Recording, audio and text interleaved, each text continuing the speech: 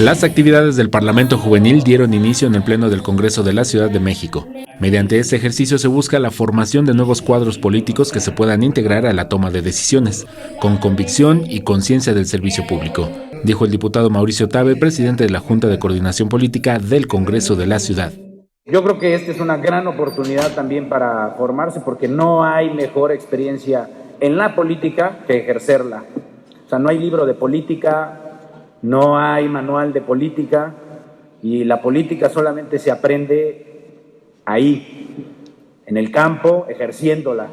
Los jóvenes parlamentarios se dijeron satisfechos de participar en este tipo de trabajos y dijeron que es el momento de que las juventudes se interesen más en el trabajo político para ser escuchados.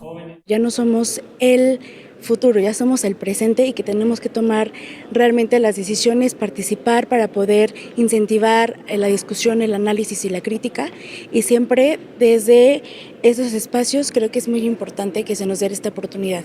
Muy importante y muy agradecido con el Congreso por esta oportunidad que se le da a los jóvenes, ya que no son tomados en cuenta muchas veces por el sector político. Yo sí veo un gran sector apático, pero también veo un sector muy participativo como el que está aquí, no necesariamente por estar en universidades. Veo jóvenes que leen los periódicos, veo jóvenes que opinan, veo jóvenes que debaten, aunque no participen de forma activa en los ejercicios parlamentarios. Los trabajos en el Pleno del Congreso concluirán con el periodo ordinario en diciembre próximo, con 66 jóvenes seleccionados de 449 que solicitaron su integración en este Congreso.